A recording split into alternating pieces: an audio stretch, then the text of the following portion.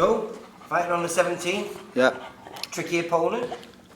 I know you don't think he is, but watch out. Just at present, he's going through a little bit of a purple patch in his career. I think in the last 5 fights he's been unbeaten. Yeah, well, records mean nothing to me, if I'm honest.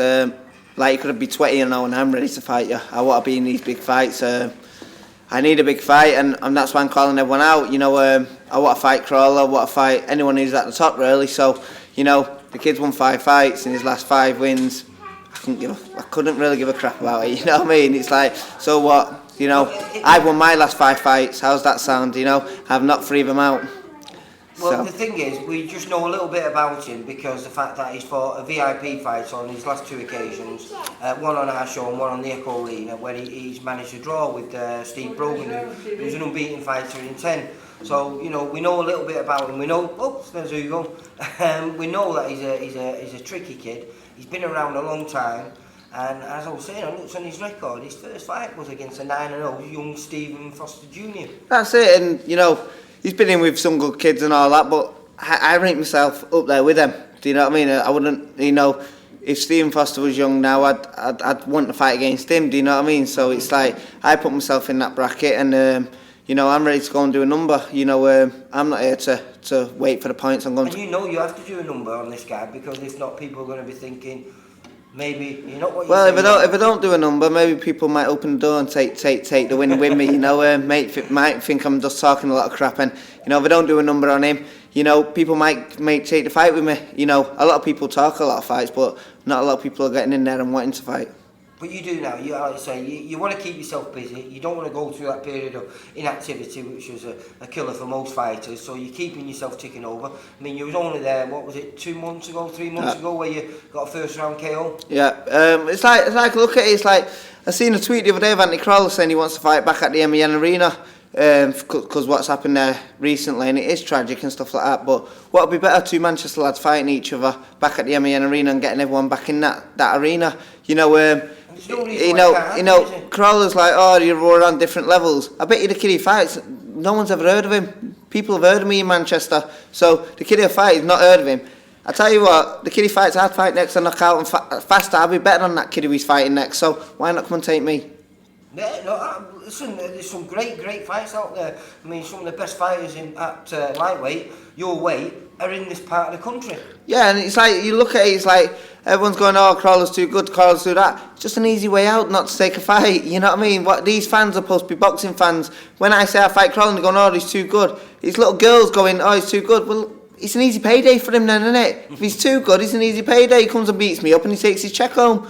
Why not do it if it's that easy? Wouldn't everyone be doing that? If everyone could go work and make that much money by beating easy people up, wouldn't they do it? Mm-hmm. Yeah, so you know, that's just a fact, and that's a statement. He knows it's not an easy fight, and that's why he don't want to come near me. And well, outside, obviously, we can't look past Henry James. I know you are, but you're not training past him anyway. That's for certain. You're taking it serious in that sense. No, I've got to look good in all my fights I do now, or I'm going nowhere. Do you know what I mean? It's like the way I got to look at it is if I don't get past Henry James, I might as well retire. That's the way I look at it. I'm 30-year-old. If I can't beat Henry James, I'll put on the dotted line, I'll retire. But he is going through a purple patch, like I said. 2 unbeaten kids before Jordan Cook. And Jordan Cook's a kid who a lot of people are tipping. Beat all 3 of them, and then 2 draws with Steve Brogan, an unbeaten fighter. You know, he's coming to this table with a lot of confidence. And if he can get your scalp, mate, suddenly, you know, his career is transformed. Good luck to him. Good luck to him. You know, good luck to him. You know, I'm not Steve Brogan. I'm not this other kid. You know, I'm going in there and I'll do a job. I'm not intimidated off him. He could have had 20 wins in his last 20 fights. You know what I mean? I go in there and do what I do, and that's my problem. You know what I like about this now is you're staying in the gym with your brother down here at Money Machine, and you're keeping yourself ticking over all the time. You're never letting yourself blow up. You're ready for that phone call, whenever it is, because we've just had a phone call with Ryan Doyle. Yeah, he's had the opportunity to fight for the WBA. Yeah, and I don't know if that's putting me in a catch-22 where who needs him. Do you know where? I think if I was out the gym and people will be picking that phone up a bit regular and trying to get the fights. Yeah, where I think I think when I went out to Denmark and done the job what I'd done in Denmark, and then I come back and knocked the kid out in a round, I think a lot of people are getting a bit like, why do we need him? Do you know, he doesn't sell that many tickets. He doesn't bring Sky TV to the venue, so I can see why they don't want me. But you know, all I'm saying is boxing's supposed to be about boxing. The best is supposed to be about the best. So you know, people who were saying, oh, they can do this, they can do that. You know, why are they not picking the phone up? You know, you see it with Kell Brook. You've got to give it Kell Brook. I know it was his mandatory, but he fought Golovkin and then he fought that junior guy, whatever. Oh yeah, Spence. Yeah, Emerald Spence. And you know, they're the best in his weight. He could have took a different option if he needed a different option. I'm sure Eddie Hearn could have got something turned around there. Yeah, but he took the right fights. But where I'm like, I've called every lightweight out. He's not a lightweight, I don't think I've called out. I'm even getting sick of my own voice calling him out, do you know? So I've got to the point where I'm like, it's no good for me anymore, just keep calling him out, because they are unscared. You know, you've got like I said, Crolla's asking to fight at the MEN Arena. What would be better than me fighting him there? He fought my brother there.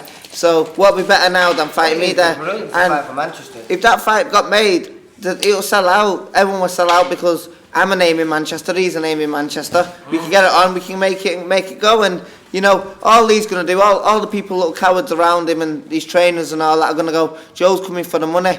What money? Do you know what I mean? It's like, what money's there? I've not been offered no money yet, so I'm not coming for no money. I'm calling him out to make the fight, do you know, so that's what it is. And you know, if he wants that fight, I'm happy for it. You know, you just got to give me the phone call and make it happen. So what about predictions then for the 17th? Don't blink again. Don't blink again. You know, I'm there to do a job, and you know, if it goes early, it goes early. If it goes points, it goes points. Either way, Murray win. Joe, it's been a pleasure, mate. I'll catch you soon. Bye.